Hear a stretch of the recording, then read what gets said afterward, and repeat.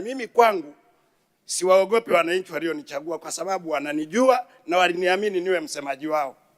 Na hii kazi hatutakiwi kusema iwe ya waziri au iwe ya serikali. Sisi wabunge ndio wawakilishi wa wananchi. Tunajua kwa nini mafuta yamepanda bei. Tutoke sisi wenyewe kwenye majimbo yetu tukaelimisha watu wetu. Mimi binafsi Msukuma sikubaliani kabisa kupunguza bei ya mafuta. Hili ni janga la kidunia na huu ndio ukomavu wa nchi yetu. Lazima tukabiliane nayo kwa njia yoyote ile.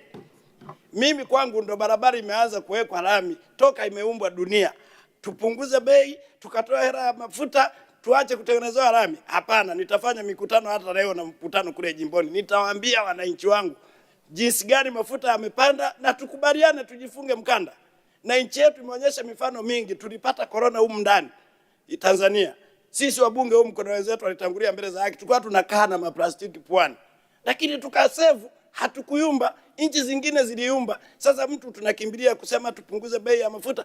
Kuna nchi pamoja na kupunguza na kuweka incentive bado hawana mafuta.